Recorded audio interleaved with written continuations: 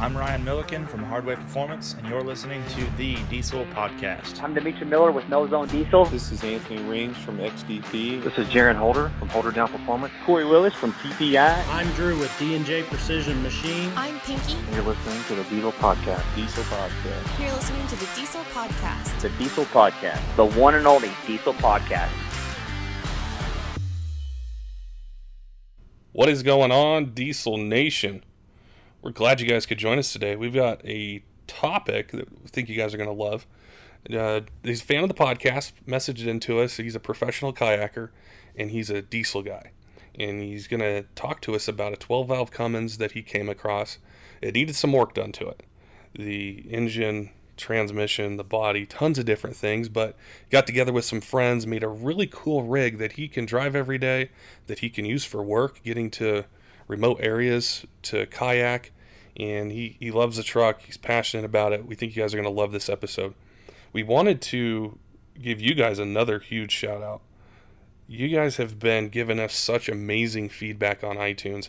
I wanted to mention a few of them to you guys, and how helpful this is for us when we're booking guests and talking to them and questions we ask them. Now, this one, this gentleman said, I've been hot-shotting in Texas oil fields for 9 years. I put 110,000 miles on each of my Cummins, and I just upgraded to a 2017 3500 with an ASIN from a 2012 G56 is what he had before. He said, I do all my own work, turbos, clutches, trans, oil, everything. I'd love to hear more helpful info. Keep it up no matter the content, and he gave us a 5-star review. And I want to encourage you guys to go on iTunes, give us a rating, and if there's tips and tricks you want to know about installing products on your truck, leave it in the comments. So when we have these racers, shop owners, any of our guests on, we'll make sure and ask them what they've learned through working on these trucks day in and day out for years to help you when you're working on your truck. There is another one. This one, I hear it all the time, whether it's a phone call, email, Instagram, Facebook, whatever it might be. This guy's name's JMass283. Great podcast, lots of good info, always waiting for new episodes. I listen to these while I work in the construction trades all day or in the shop at night. And that it's so humbling to hear from our listeners and our fans that these 2 to 3 episodes we release per week, you guys are listening to them while you work, or when you're working on your truck in the garage at night, or with your buddies on the weekends, getting them ready for races, or taking, a camping trip somewhere and you're towing something. So keep blowing us up, guys. We appreciate it. We love your feedback. Now, before we get to the episode, wanted to thank Diesel World Magazine for helping make this episode possible. Got to go to dieselworldmag.com. They have write-ups every day, every week, talking about things that diesel owners love, products, tons of different things. They've got one on there now about fixing cracked up pipes on a 6.4, how to choose the right exhaust. Just head on over there.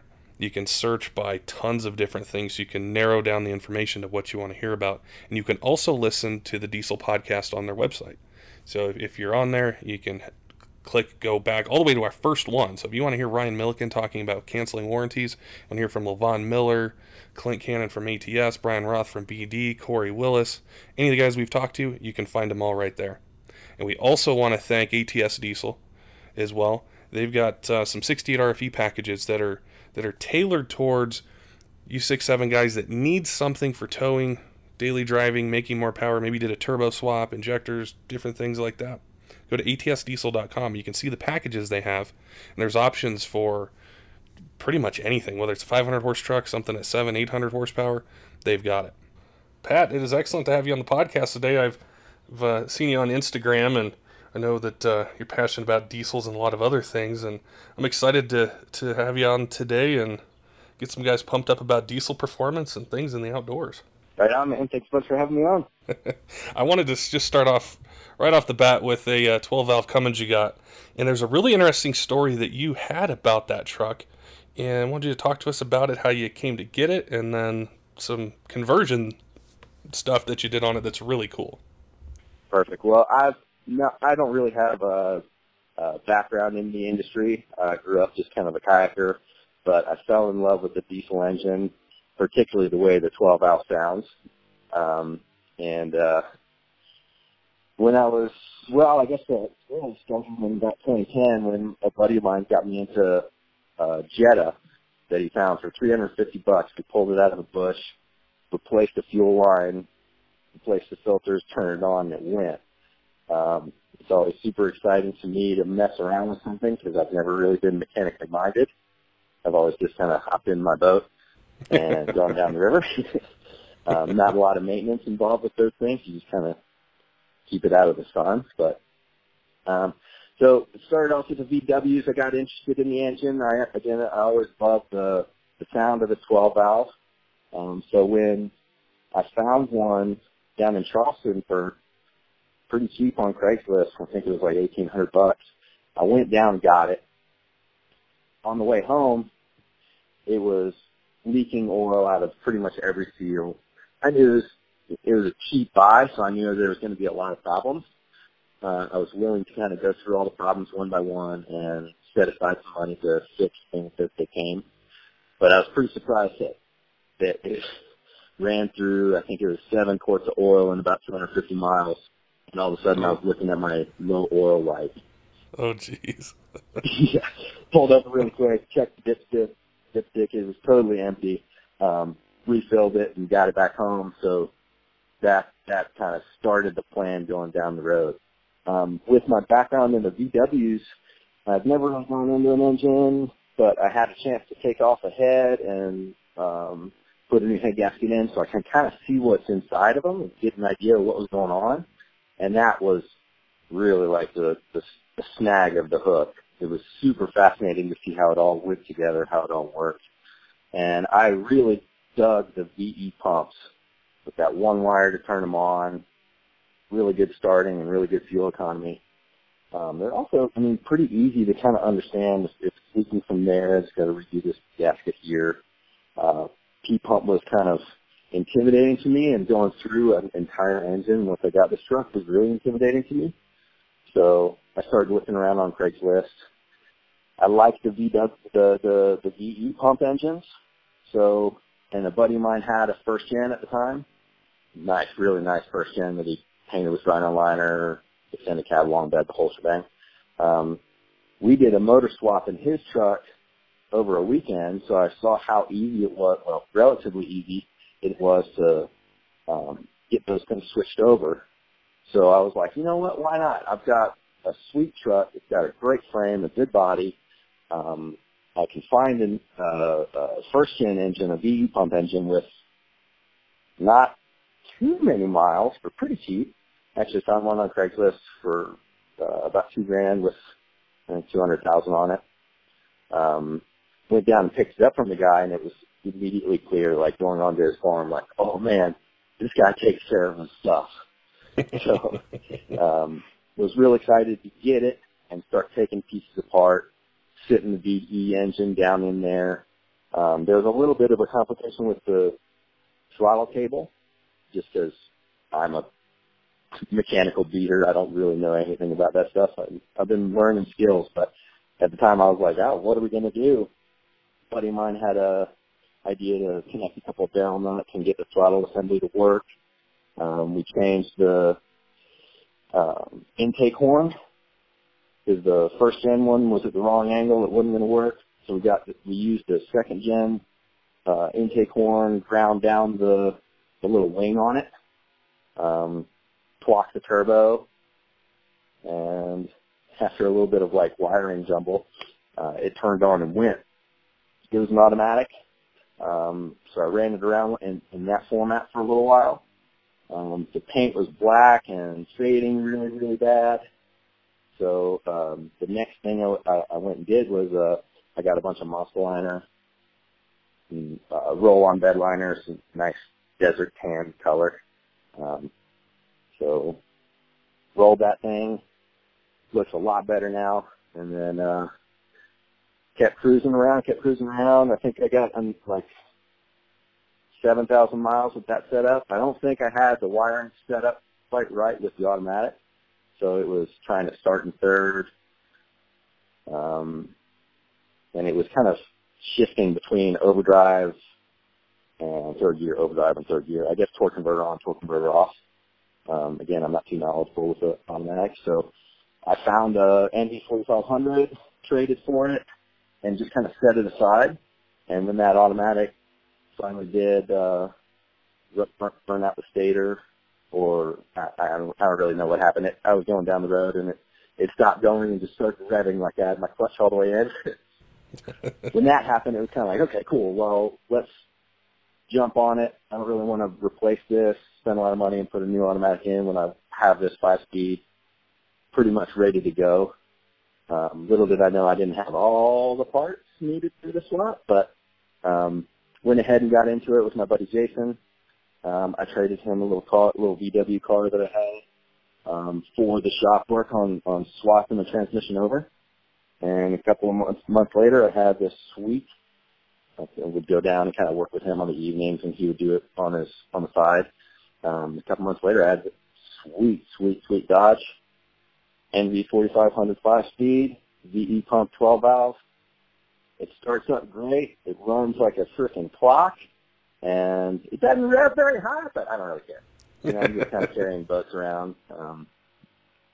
I work at Liquid Logic Kayaks. I'm a designer, rep, and whitewater athlete for our whitewater side. Our sister company, Native Fishing Kayaks, makes fishing boats, whether it's pedal drive or paddle drive driven. So, pulling has never really been a big requirement for me. It's more of like fuel mileage. I really like being able to run waste vegetable or alternate fuels, and just having a truck that's reliable, 1,000,000-mile motor, that lights, it sounds good, and it turns on and goes. That's what's so cool about like the VE pumps, even the P pump 12 valves, but also coupled with an NV 4500, is you can put them into just about anything that you want and have that million mile motor, like you mentioned, a really solid transmission, which maybe at the most you might need an aftermarket clutch. Maybe sometimes I have issues with fifth gear, but it's all pretty easy fixes versus jumping into a brand new truck that's $70,000-$80,000 and doesn't necessarily have the reliability that the older ones do. I think the value that you get when you go into the older vehicle market is really awesome. They built them to last. They didn't build things kind of like hiding the starter behind something else. Yeah.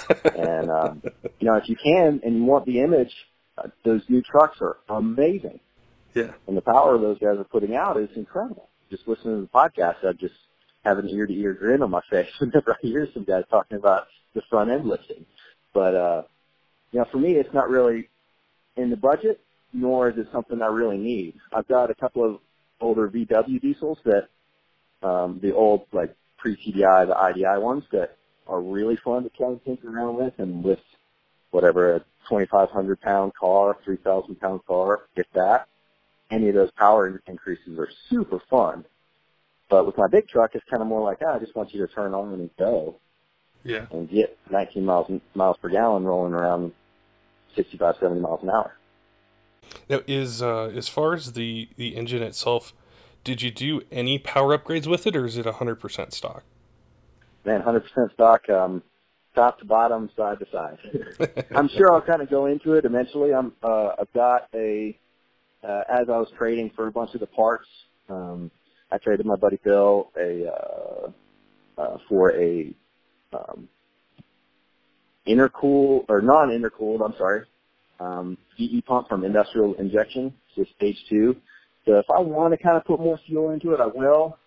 But I don't really see a need for that right now because I'm still trying to dial in the dash, which had a bunch of cracks in it and had to come out when I put the 5-speed in. So just kind of working out all the bugs. But, man, the thing's awesome. You had a really cool story when we were chatting about diesels in general before. And with kayaking and the things that you've done, you've been able to see them in other parts of the world and how popular they are. And I think the passion for diesel and, like, not necessarily so much the power, but how do they work? Why are they so cool? What kind of fuel economy can you get with them? You got bit by that bug a long time ago, and I wanted you to kind of go a little bit more in depth with us. Like, when was the first diesel vehicle you saw? What are some of the trends and popularity you've seen in your travels with them? Sure thing. Well, I feel like I must have done something right in the past lifetime because I feel really lucky with this existence. I've gotten to travel all around the world to go kayaking. My parents have been awesome, super supportive. When I was 14 years old, I got to go to a traveling school where we would do our studies and kayak every single day. And that took us down to New Zealand. It took us to Chile. A couple of years later, I went to Japan. And all through these travels, I was in love with the Toyotas and the Land Cruisers and the Land Rovers that I would see down there, and I was fascinated by the sound that those engines would make and the amount of torque they would have when we're climbing little off-road hills. Because kayaking a lot of the rivers, by default, you kind of have to run two vehicles down to the bottom, leave one vehicle, and then run one vehicle with all the boats loaded onto it up to the top. That's called running shuttle. So we'll have one vehicle at the bottom, one vehicle at the top. Often, the route to the top is a little bit bumpy or off-road to get to these wilder places where we want to put in. So the turbo diesel vehicles there with really good off-road abilities were a huge, huge thing that I was looking at and just going, wow, like, why don't we have this in the States? Yeah. Why don't we have all these efficient vehicles in the States? Yeah, I got it. There's some issues there, but it bug bit me. I realized how cool they were, how long they would run, and it wasn't until I got home from some of those trips and started working at the local biodiesel manufacturer here, Blue Ridge Biofuels, for a short time that I was like, oh man, okay, I've got it. The entry level price isn't too high. I've got to just do it. I've got this Tacoma. I want to sell it and get into it. So my buddy Bill got me, as I said, that little VW Jetta, got me into it via the Jetta. And then shortly thereafter, I found this, it was a Volkswagen Dasher, a 1981 model. I'm still looking at it right now. It's a little wagon, kind of like old school, sharper lines, but it's actually looking little beast, but it had no power. Naturally aspirated 1.6 4-speed. You guys can imagine. Yeah. Struggling so hard to just get it onto the highway and merge to appropriate speed by the end of the merging lane, if it's flat or downhill. So that wasn't really going to fly. My buddy, the same guy Bill, had a couple of Quantums. Well, I bought them. And then one of them got in a wreck, so I was like, hey, now that this one's a little bit messed up, I've got an engine for the Dasher. I like the Dasher a whole lot more. I want to mess with it. I know this engine will fit right in, so take it upon myself to put that engine in, get it running. Eventually the 4-speed wasn't quite enough, so I've got 5-speed in there now. And that was kind of like it for me. Like, I can modify these things to make them do what I want. I can tweak them up. You watch all the VE pump videos, turn that fuel up, those types of things. So I tweaked with the fuel on the VE pump a little bit, and I use that as a little platform to kind of learn and see where the breaking points are, but not really trying to find them.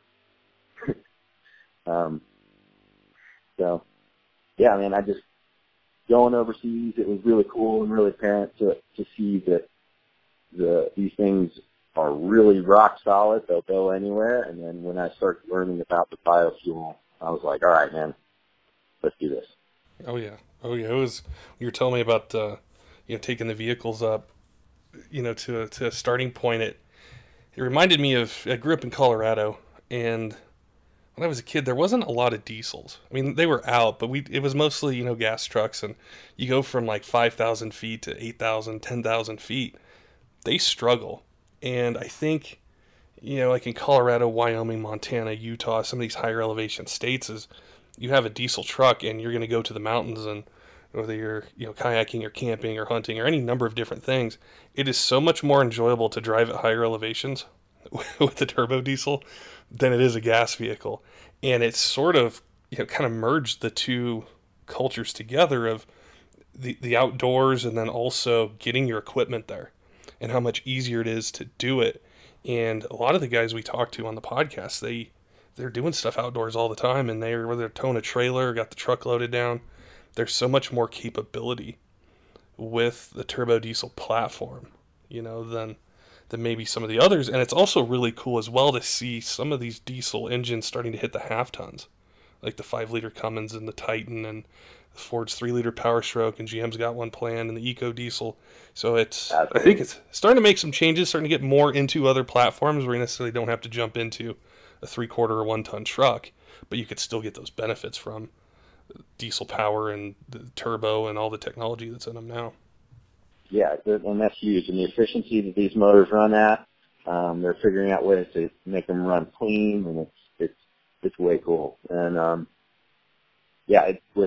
even with my last little road trip, I saw particularly in the Northwest and out in Wyoming, like I said, there's so many big diesel trucks. So many of them have a big rack with kayaks on the top and a camper shell on the back, so you can sleep in the back, have your stuff underneath you, what have you.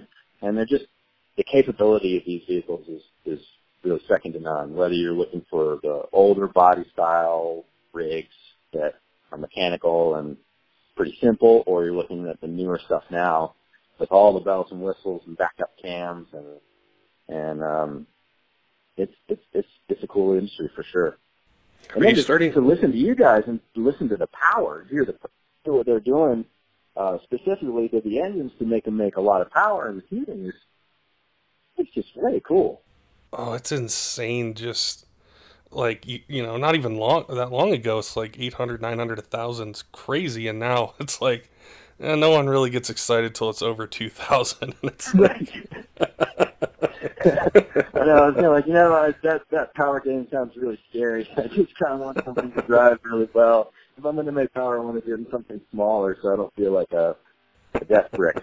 I don't know. In your line of work, are you starting to see more people use, or companies use, diesel-powered platforms for competitions, their business, things like that? I am for sure. The Springer is really big in the industry. People love the van life. Just having that simple, get in, throw it, all your stuff in, and go. A lot of my buddies have the older 12 valves or the second gens, just this kind of simple, get in and load everything up. There's a bunch of people that now have like a big truck and a trailer behind it, which is really nice because if you find a campground nearby, you can just drop the camper and then go run the rivers, run shuttle, have the versatility of being able to throw all the boats on but not have to drag something to your house around with you. It's really cool. It's like one of the sickest rigs I've seen was a flatbed common rail Cummins with a big, nice camper on top of it. So it's really becoming part of the kayaking world. Subaru used to sponsor us. There was a bunch of Subarus. Toyota, there was a bunch of Tacomas around, but now everybody seems to be moving in this direction, which is cool. We had chatted with guys from PSP Diesel down in Houston maybe a year and a half ago, and they were getting into overlanding. And a couple of those guys had a few trucks where, they're taking them out in the desert or wherever they're going, and it's pretty much, that's their vehicle, and they're camping in it, they're off-roading in it. It's so cool to see, no matter what engine it is, whether it's Power Stroke, Duramax, Cummins, it not necessarily being about racing in a straight line, but about using it to go explore all these cool areas that are in North America, whether it's U.S., Canada, or even other places, but especially here, is to see that capability now being translated over to off-roading or camping or just different things that are out there. For sure. You go to the King of the Hammers, and I got to go there earlier this spring to do some GoPro filming, and oh my Lord, there's so many overland rigs with big jacked up tires. It looks like they'll go even out into the rocks to get those off-road rigs and bring them back. And then they load the Ultra 4 cars up into the trailers and then drive away. It's massively impressive. And it fits our style as well because, four-wheel drive to get to the put-in. You don't want to get stuck. You often don't have cell phone service where we're out there kayaking, so it's a great mix. And that's one of the reasons why I've got a second-gen 4Runner right now with one of the Hilux turbo diesel motors in it that you can get anywhere else in the world, but not here. Yeah. Yeah, it's that's what was so cool about seeing your truck is there's something about the mechanical engines, especially the Cummins engines, where you don't have to rely on all the sensors and all the things that are on the new ones, and you can pretty much, I mean, you can tune it with a screwdriver. You can, parts aren't that expensive. You can find them everywhere, and they're just reliable. They work. Yeah, one wire connected to the battery, and then a wire to jump the starter terminals is how we first got it to turn on. I kind of went, my first diesel, it was a 6.7 Cummins, and I had wanted one for a while, and I got it, and it was a great truck. And then I went to a Duramax, and I remember vividly like wanting to work on it. And it's like on a Cummins, you could pretty much just reach anything that you want. And on the Duramax, when I would do stuff, I'm like, I've got to take 3 or 4 things off to get to this part. And then, it was just a different kind of experience, which they're both great trucks. But I've been talking to a lot of first-gen guys lately, second-gen guys, and I think instead of going new, I'm going to look into, something like you got, some, first-gen, second-gen, the simplicity, the classic body lines, and the fuel economy that's there with them is, the new ones can't touch it, and yeah. I got bitten by the bug. Me too. That's a good quote. Simplicity is the ultimate sophistication. And you look at the engine bay of these new trucks, and there's covers to keep stuff hidden and free of dust, and you got to kind of dig down to kind of even be able to see anything. That to me is, it's way cool because there's so much technology fit and crammed into those little zones. But I love being able to just open up the hood and look right at the starter, look right at the turbo, right at the alternator, whatever I need to, I'm out to replace that day, and be able to get to it with just a couple of wrenches and go. Have you had to do much maintenance on the engine, or has it been pretty straightforward once you got it in the truck and got it up and running? It's just been mostly maintenance free besides oil changes and stuff like that. I had a fun one when I was actually loaded up and going down to Houston right after Holly for a little release mission. My wire bounced off of my starter solenoid, or stop solenoid on the injection pump, which was really interesting. I was in a construction zone in the dark going up a hill, and my truck died. Like, oh boy. It had to happen, or I had a stop solenoid go out with a VW, so I kind of knew what was going on. Went around, shining my light, don't run into me, making big up and down sweeps, and then jumping up under the hood, checking the wires, looking again, jumping in. But other than that, man, it's just been kind of replace the alternator, replace the batteries, fuel filter, oil filter, change the oil. I do the Blackstone Labs oil analysis a bunch, and it's been coming back awesome. So I think I've got a healthy engine and pretty healthy transmission. Oh, I did have one fun one where I was working with the automatic drive shaft, and some guys out there are going to be like, this guy's a freaking idiot. But I was working with the drive shaft a little too short while I was working with the right manual transmission drive shaft. And I was coming around a S-turn on the highway, and the carrier bearing popped out of the bearing itself. So it was still in the little cable housing, but it was slamming around and hitting me up in the butt and hitting the bottom of the cab super hard every rotation, and that was terrifying, pushing the clutch. Well, that didn't do anything to change anything, so it's not engine or transmission related. Bouncing on the road all the way down to the side. And it's got, I think, 360,000 miles on the truck, so I know there's things that are just kind of wearing out, but every time I try and go through, I try and replace it with something stock or better. So it's just kind of become a fun, really love relationship. I love that truck. I turn it on in the morning, and I just sit and listen to it.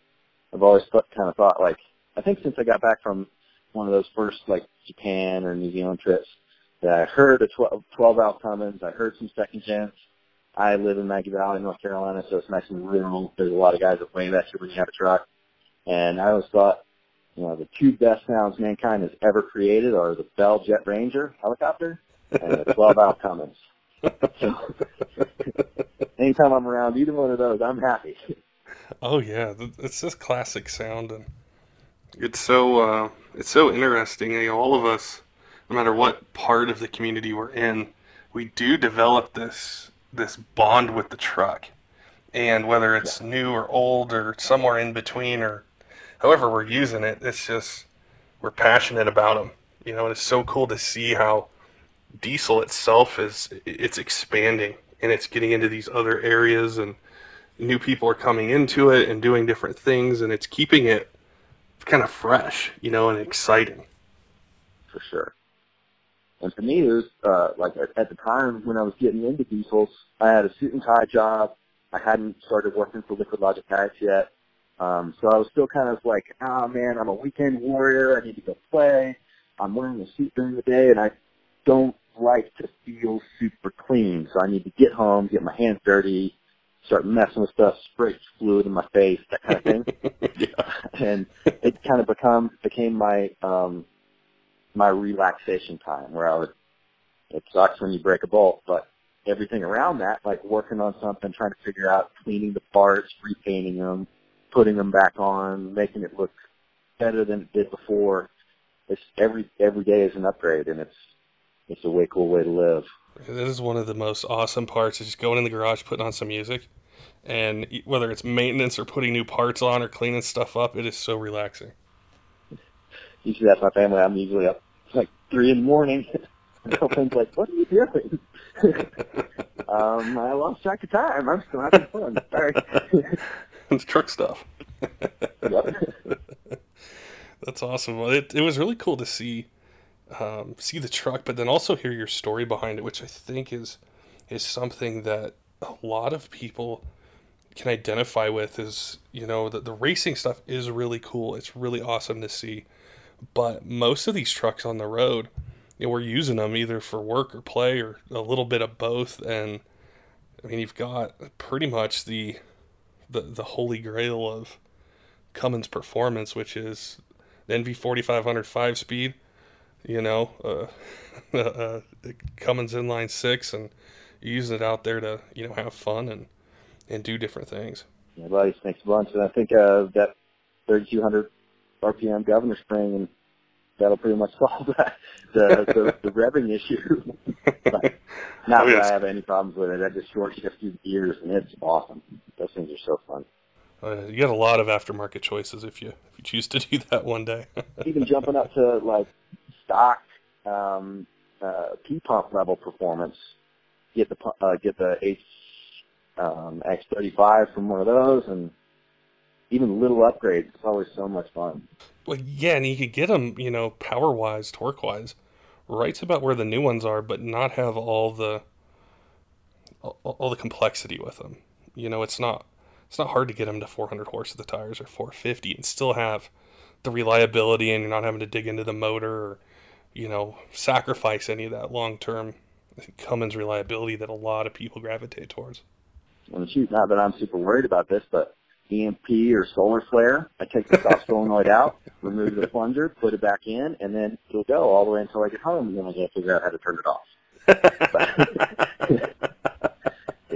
The versatility with these things is really second to none. And like you said, you can have all the bells and whistles and everything in there if that's what you want, or you can have the simple setup. And what I really love about this industry is there's so many people that are in it, so many companies that are working on different styles of stuff, that a guy like me who likes fuel efficiency, who likes to run biodiesel, who likes to basically drive like your granddad, and that's fine. We have a sweet system that we can build and modify and continue to make better. And then anybody racing and trying to build 2,025 horsepower like Shalbaka, it's awesome. They can go down that route and get as much as they want out of them. And I love what I'm getting out of mine, and I just hope people hear this and want to get out and explore a little bit, drive around, find a cool place, maybe get out on the water and go down the river. It's a good way to live.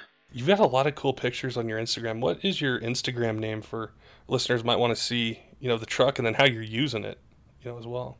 It's Pat Keller 1. Look me up on Instagram. I'm on there a lot more than I'm on Facebook. But you can also follow some of my exploits from Liquid Logic Kayaks. We're also on Instagram there. I post a lot of stuff through there.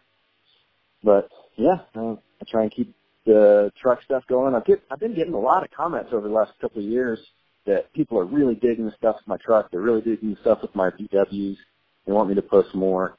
I kind of get down and just keep my head down and go. But I'll be posting up a bunch, and looking forward to meeting new people through this and chatting with you guys, seeing what y'all think. Yeah, man, I appreciate you guys. You listen to the podcast, what you're doing out there, and your passion for diesel, and chatting with you is pushing me one step closer to, a 12 valve Cummins and seeing what I can do, with it, or just have fun and enjoy it. So I appreciate your time and your expertise and your story about diesel performance. Do it, man. I don't know about expertise, but I sure do love that kayak. I sure do love the diesel engine. Don't forget, diesel fans, make sure and head on over to dieselworldmag.com so you can get latest event coverage, information on parts, builds, things like that, maintenance tips, and also ATS Diesel. Check out their turbo kits, their dual fuelers, diff covers, and especially the 68 RFE packages that they have, which are really popular. Until next time, keep the shiny side up.